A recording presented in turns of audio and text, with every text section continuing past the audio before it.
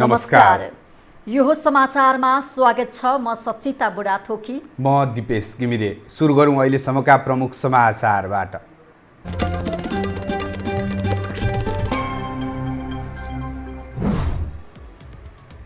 नेपालमा कोरोनाले थप 6 जनाको मृत्यु। उपचारमा निजी अस्पतालले सहयोग नगरेको सरकारको गुनासो। चिकित्सक सङ्घको भने आपत्ति। काठमाडौँ उपत्यकामा निषेधाज्ञाको असर पूर्ण रूपमा। नागढुङ्गा नाकामा जाँचमा कडाई। अरू विकल्प खोज्न विज्ञको सुझाव।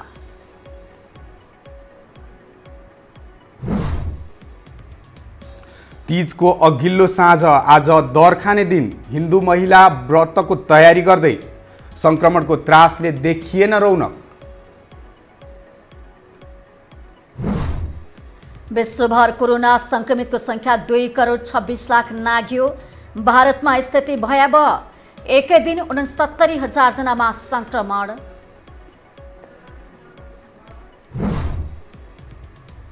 र नेपाली क्रिकेट खेलाडीले 2 वर्षदेखि रोकिएको तलब पाउने सम्भावना बढ्यो। क्यानले आइसिसीलाई पठायो 23 जनाको नाम।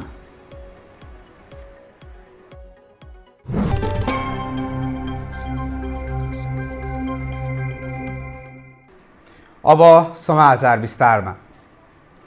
नेपालमा कोरोना संक्रमणका कारण थप 6 जनाको मृत्यु भएको छ। स्वास्थ्य तथा जनसङ्ख्या मन्त्रालयका अनुसार पर्साका 2 पुरुष र 1 महिलाको मृत्यु भएको हो। जस्तै मकवानपुर र सप्तरीका एक पुरुष तथा काठमाडौँकी 1 महिलाको निधन भएको हो। यसअघि नेपालमा कोरोना संक्रमणका कारण ज्यान गुमाउनेको संख्या 126 पुगेको छ। गएको 24 घण्टामा निधन हुनेको संख्या 6 छ। काठमाडौँको 1 महिला हुनुहुन्छ, मकवानपुरको 1 पुरुष हुनुहुन्छ, सप्तरीको 1 पुरुष हुनुहुन्छ र पर्साको 1 महिला र 2 पुरुष गरी जम्मा 2 महिला र 4 पुरुष गरी 6 जना हुनुहुन्छ। आज देशभर 707 जना संक्रमित थपिएका छन्। मन्त्रालयका अनुसार 11,832 जनाको पिसिआर गर्दा 515 पुरुष र 192 महिलामा संक्रमण पुष्टि भएको हो। यसमध्ये काठमाडौँ उपत्यकाका 200 जना छन्। काठमाडौँका 174, ललितपुरका 18 र भक्तपुरका 8 जनामा संक्रमण देखिएको हो। आज 264 जना डिस्चार्ज भएका छन्। अहिले देशभर 11,555 संक्रमित आइसोलेसनमा उपचाररत छन्। क्वारेन्टाइनमा 11,768 जना रहेका छन्। मोरङ, पर्सा, रौतहट, महोत्तरी, सर्लाही र काठमाडौँमा 500 भन्दा बढी संक्रमित रहेको मन्त्रालयले जनाएको छ। भोजपुर, मनाङ, मुस्ताङ र हुम्ला संक्रमित मुक्त भएका छन्। सरकारले कोरोना विरुद्धको विश्वव्यापी सङ्कट विरुद्ध एक्लै लड्नु परेको गुनासो गरेको छ। स्वास्थ्य मन्त्रालयले नेपालमा कोरोनाले महामारीको रूप लिइरहन लागेको अवस्थामा कतिपय निजी अस्पतालले यो सङ्कटमा पनि साथ दिन तयार नरहेको गुनासो गरेको हो। मन्त्रालयका प्रवक्ता प्राध्यापक डाक्टर जागेश्वर गौतमले अहिलेको सङ्कटसँग जुझ्नका लागि सरकारलाई साथ दिन गरिएको आग्रह कतिपय निजी अस्पताल र सङ्घ संस्थाले साथ नदिएको बताउनु भएको हो।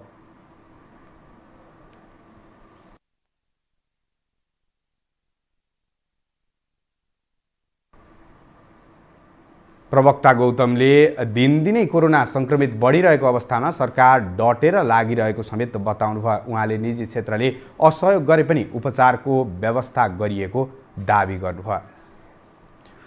यता नेपाल चिकित्सक सङ्घले निजी अस्पतालमा कोरोना संक्रमितको उपचारका लागि 20% बेड पुर्याउनुपर्ने निर्णय सच्याउन सरकारसँग माग गरेको छ। यो निर्णयका लागि देशभरका स्वास्थ्य संस्था संक्रमणको केन्द्र बन्न सक्ने भन्दै सङ्घले सरकारलाई निर्णय सच्याउन आग्रह गरेको हो। स्वास्थ्य तथा जनसङ्ख्या मन्त्रालयले मेडिकल कलेजलाई 1/3 र अन्य अस्पतालले 20% बेड पुर्याउनुपर्ने निर्णय गरेको छ। चिकित्सक सङ्घका महासचिव डाक्टर बद्री रिजालले प्रत्येक स्वास्थ्य संस्थामा कोभिड-19 का बिरामीहरूको उपचारसँगै गर्दा चिकित्सक तथा स्वास्थ्यकर्मीको जनशक्ति, आवश्यक सुरक्षाका सामग्रीको समेत बढी खपत हुने र राज्यलाई थप आर्थिक भार पर्न जाने बताएका छन्। नेपालमा अझै पनि संक्रमितको उपचारका लागि छुट्टै स्वास्थ्य संस्थालाई कोभिड-19 अस्पतालको रूपमा परिणत गरेर अलग्गै उपचार गर्न सकिए सङ्क्रमण न्यून गर्न सकिने चिकित्सक सङ्घले जनाएको छ।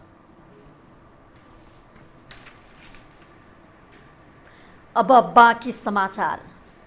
काठमाडौँ उपत्यकाका 3वटै जिल्लामा हिजो मध्यरातदेखि निषेधाज्ञा लागू भएको छ। एक साताको लागि गरिएको निषेधाज्ञाको जनस्तरबाट पूर्ण पालना भएको पाइएको छ। एक रिपोर्ट। यो सुनसान दृश्य हो काठमाडौँको गोङ्गबो स्थित माछा पोखरीको। कोरोना महामारी नियन्त्रणका लागि बुधबार मध्यरातदेखि लागू गरिएको निषेधाज्ञाको पूर्ण असर यहाँ पनि देखिन्छ। यहाँ सुरक्षा कर्मीहरूको बाक्लो उपस्थिति छ भने अत्यावश्यक बाहेकका सवारी साधन ठप्प छ। आसपासका पसल, सरकारी कार्यालय समेत बन्द छन्। माछा पोखरी मात्र होइन, बिहिबार काठमाडौँ उपत्यकाका 3 जिल्लाका सडकको अवस्था यो भन्दा भिन्न देखिएन। निषेधाज्ञा पालना गराउनका लागि चोक चोकमा सुरक्षा कर्मीहरूको उपस्थिति थियो भने चेकिङ समेत कडा पारिएको थियो। मुख्य सडक मात्रै नभएर सुरक्षा कर्मीको उपस्थिति नभएका भित्री गल्लीहरूमा पनि सुनसान देखिन्थे। भित्री गल्लीका पसल समेत बन्द थिए। सधैँ चहल पहल हुने गल्लीहरू चकमन्न थिए। सडकमा एम्बुलेन्स, पानीका ट्याङ्कर, ग्यास पानी, खाद्यान्न बोक्ने सवारी साधन, फोहोर बोक्ने सवारी साधन, सुरक्षा निकाय र स्वास्थ्य कर्मीका सवारी साधन बाहेक अन्य सवारी साधन खासै देखिएनन्।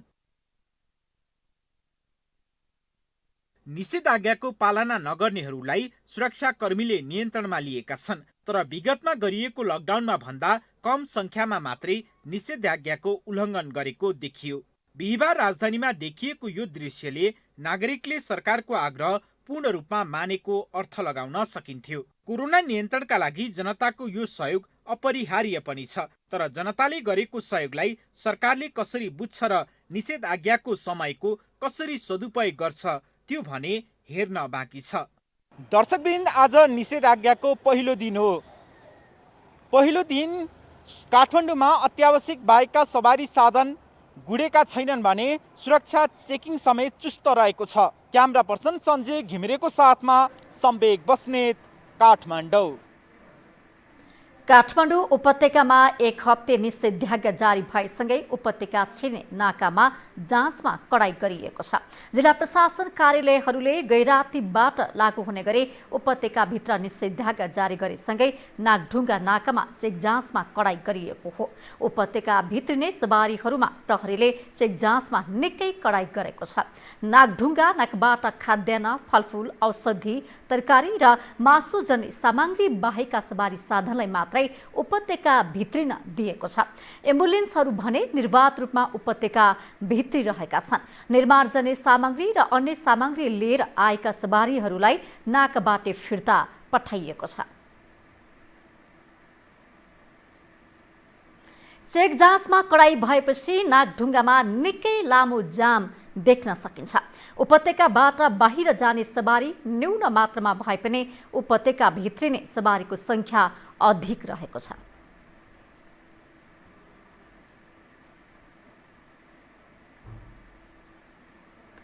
निषेधाज्ञामा औषधि, खाद्य वस्तु तथा अन्य आवश्यक उपभोग्य वस्तु वा सेवा खरिदको कामका बाहेकमा कुनै पनि व्यक्तिलाई घरबाट बाहिर निस्कन रोक लगाइएको छ।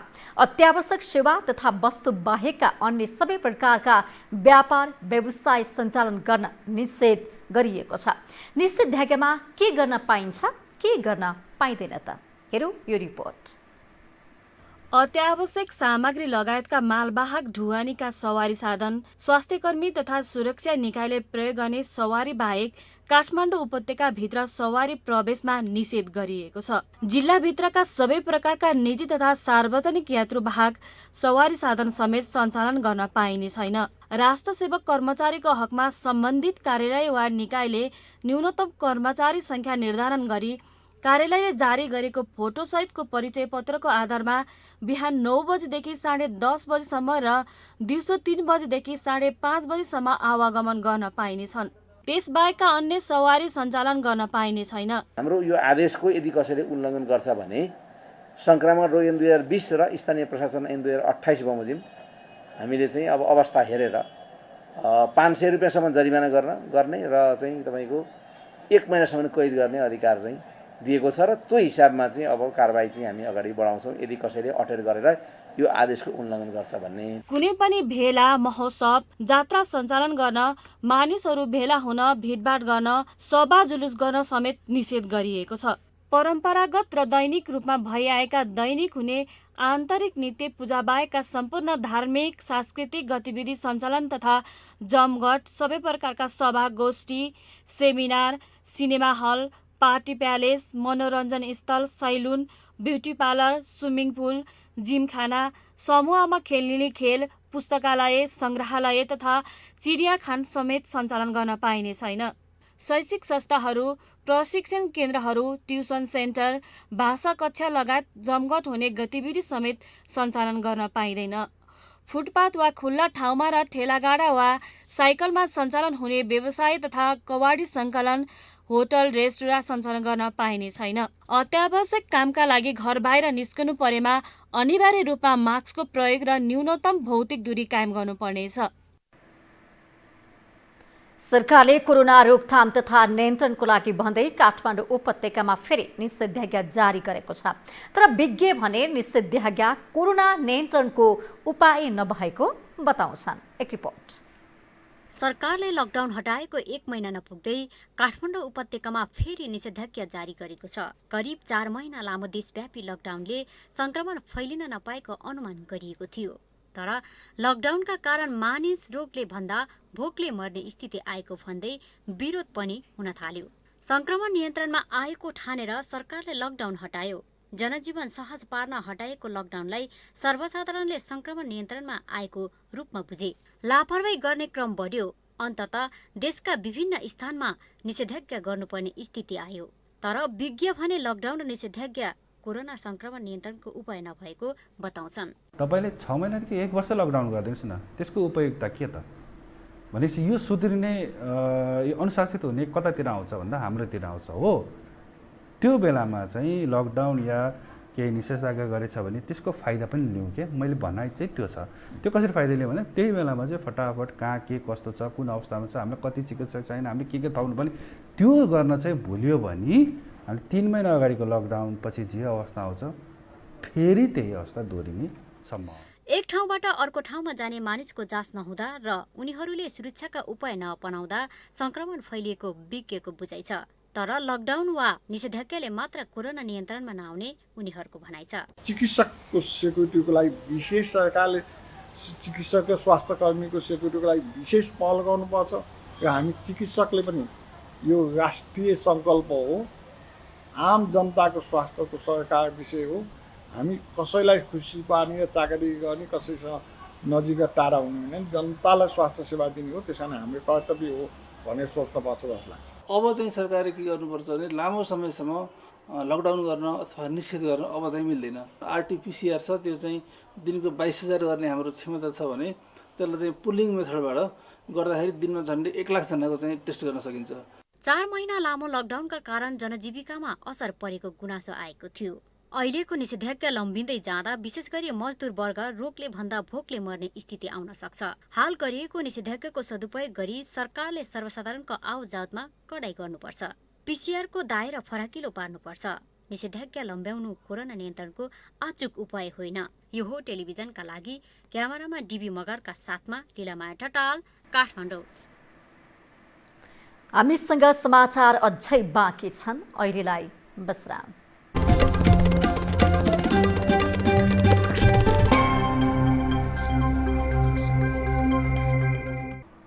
विश्रामपछि स्वागत छ। अब बाँकी समाचार। हिन्दू नारीहरूको महान पर्व हरितालिका तीजको अघिल्लो दिन आज महिलाले दर खाँदैछन्। मिठा मिठा परिकारका साथ दर खाने चलन छ।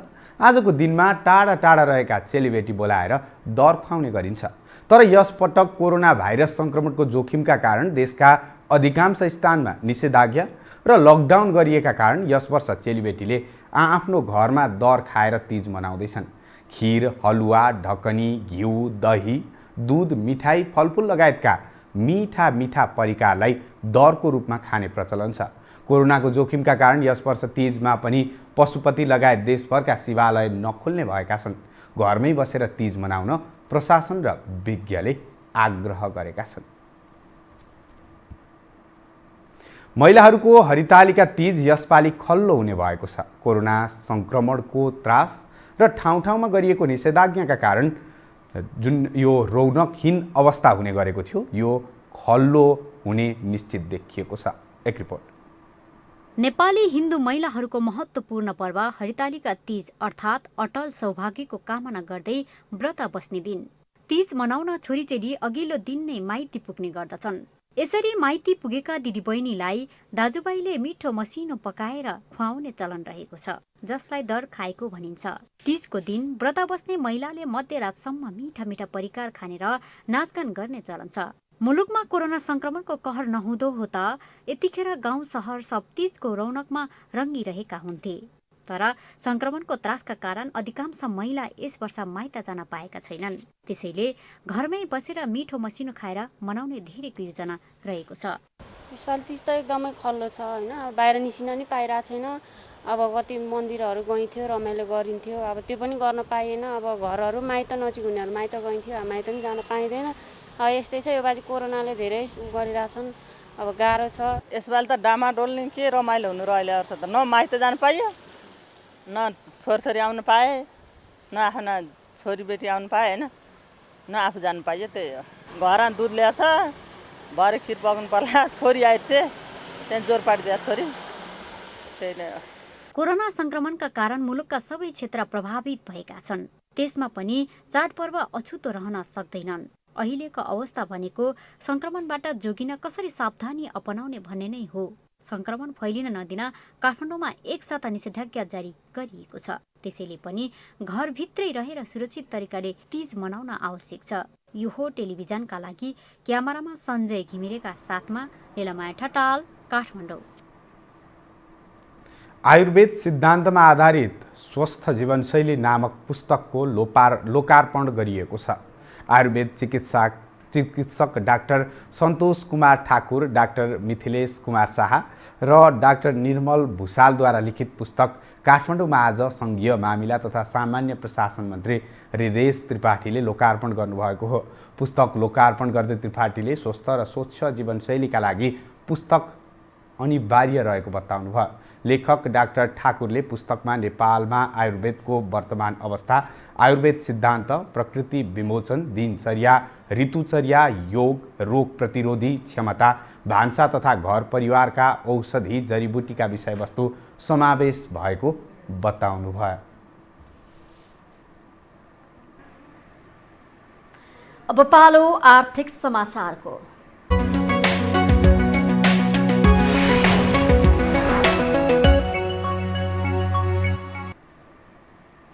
अत्यावश्यक काम बाहेक आवागमन समेतलाई आजदेखि निषेध गरिएसँगै केही फस्टाउन थालेका व्यापार बन्द भएसँगै व्यवसायी पुनः मारमा परेका छन्।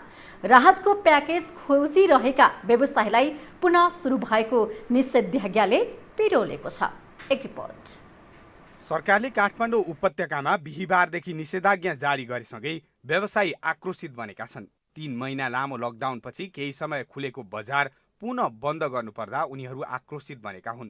सरकार आफ्नो जिम्मेवारीबाट पछि हटेको समेत उनीहरूको आरोप छ। सरकारले नाका सिल गर्ने, सावधानी अपनाउने र कोरोनाको टेस्ट नगर्ने, तर उपत्यका नै बन्द गर्न चाहिँ लागि परेको उनीहरूको आरोप छ। राष्ट्रिय व्यवसायी महासङ्घका अध्यक्ष नरेश कटवाल सरकार निकममा भएकै कारण अब व्यवसाय गरेर सरकारलाई कर तिर्न नसक्ने आक्रोश पोख्छन्।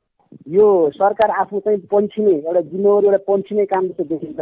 सरकारले कहिले स्थानीय तहहरूलाई अधिकार दिने र स्थानीय स्तरमै काहीँ ठाउँमा चाहिँ एउटा लकडाउन गरे जस्तो गर्ने योभन्दा अगाडि भएको थियो।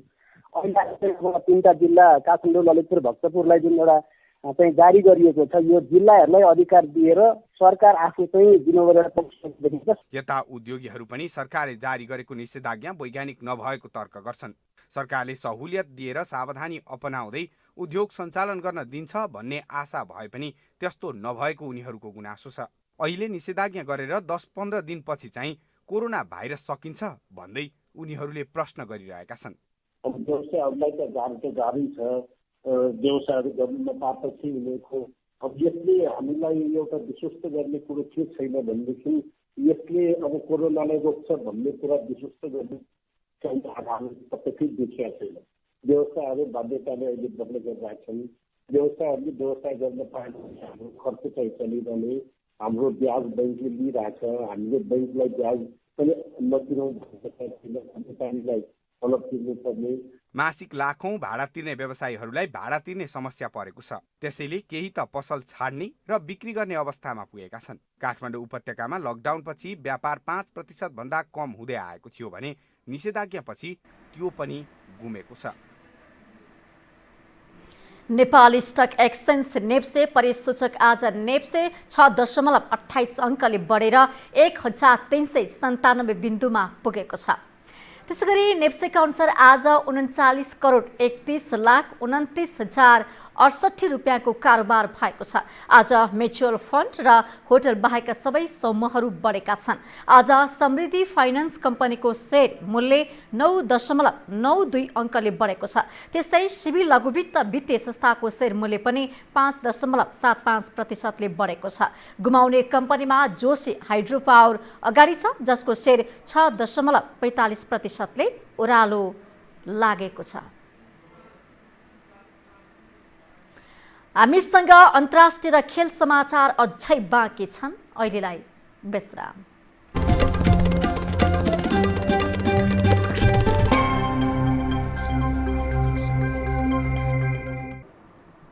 विश्रामपछि स्वागत छ। अब अन्तर्राष्ट्रिय समाचारको पालो।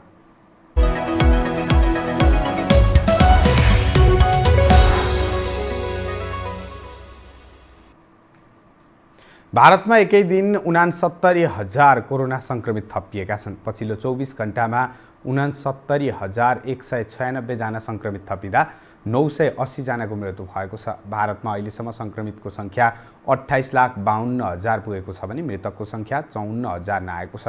पछिल्लो 24 घण्टामा अमेरिकामा 42,000 नयाँ संक्रमित थपिएका छन् भने 1,214 जनाको मृत्यु भएको छ।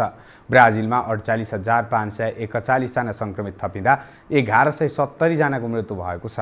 दक्षिण कोरियामा एकाएक कोरोना संक्रमण बढ्न थालेको छ। त्यहाँ पछिल्लो पटक 297 जना संक्रमित फेला परेका छन्। पछिल्लो 24 घण्टामा विश्वभर 2,58,000 नयाँ संक्रमित थपिएका छन्। 6,400 जनाको मृत्यु भएको छ। यसअघि विश्वमा भर कुल संक्रमितको संख्या 2,26,26,000 पुगेको छ भने 7,92,000 जनाको मृत्यु भएको छ। कोरोना संक्रमण मुक्त हुनेको संख्या 1,53,00,000 नागेको छ। रुसका विपक्षी नेता एलेक्सी नेभलनीलाई बेहोसी अवस्थामा अस्पताल भर्ना गरिएको छ। उनलाई विष दिएको हुन सक्ने उनका प्रवक्ताले बताएका छन्। भ्रष्टाचार विरोधी नेता नेभलनी विमान यात्राको क्रममा बिरामी भएका थिए। मक्सोबाट अम्स फर्कने क्रममा उनको अवस्था गम्भीर भएपछि विमान आपतकालीन रूपमा अवतरण गर्नु परेको थियो। उनका प्रवक्ताले भने उनलाई दिएको चियामा केही मिसावट भएको हुन सक्ने आशंका गरेका छन्। उनले बिहान चिया मात्र पिएका थिए। 44 वर्षका नेभलनीको अवस्था स्थिर तर गम्भीर रहेको अस्पतालले जनाएको छ। उनी रुसी राष्ट्रपति भ्लादिमिर पुटिनका कडा आलोचक हुन्। अब पालो खेल समाचारको।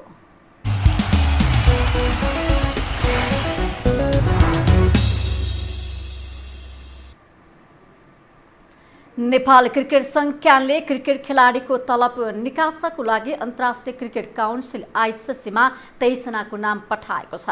आइसिसीले तलब पठाउनको लागि खेलाडीको हस्ताक्षर सहित डकुमेन्ट पठाउन भनेपछि क्यानले 23 जनाको नाम पठाएको हो। क्यान निलम्बनमा रहँदा क्रिकेट खेलाडीको तलब आइसिसीले नै दिँदै आएको थियो। क्यान सचिव अशोकनाथ प्याकुरेलले त्यसै अनुसार 2019 को तलबको लागि नामावली सङ्कलन गरेर आइसिसीमा पठाएको बताउनु भएको छ। पछिल्लो पटक आइसिसीले सन् 2018 मा 2 वर्षको एकमुष्ट तलब राष्ट्रिय खेलकुद परिषद मार्फत खेलाडीलाई पठाएको थियो। त्यसपछि अहिलेसम्म खेलाडीको तलब भने आएको छैन।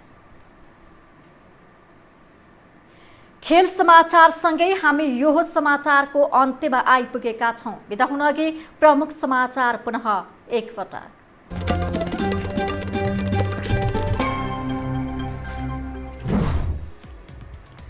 नेपालमा कोरोनाले थप 6 जनाको मृत्यु।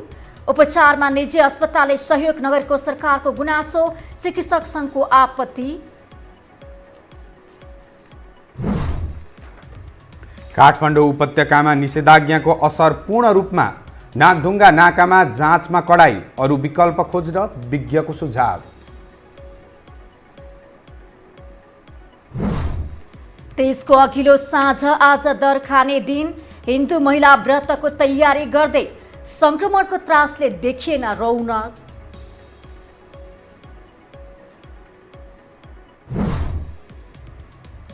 विश्वभर कोरोना संक्रमितको संख्या 2,26,00,000 नाग्यो। भारतमा स्थिति भयावह, एकै दिन 69,000 जनामा संक्रमण।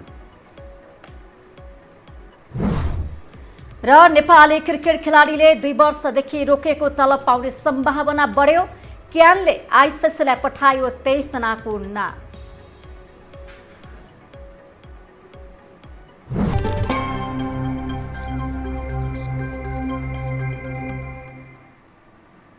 हवस् त यो समाचार अहिलेलाई सकियो। समाचार बुलेटिनका साथै यो टेलिभिजनका सम्पूर्ण कार्यक्रम यो खबर.com, युट्युब र फेसबुकमा पनि पढ्न र हेर्न सक्नुहुनेछ। मोबाइलमा यो टिभी एप डाउनलोड गरी हामीलाई प्रत्यक्ष हेर्न सक्नुहुनेछ। तथ्यसहितको निष्पक्ष समाचारका लागि यो टेलिभिजन हेर्दै गर्नुहोला। नमस्कार।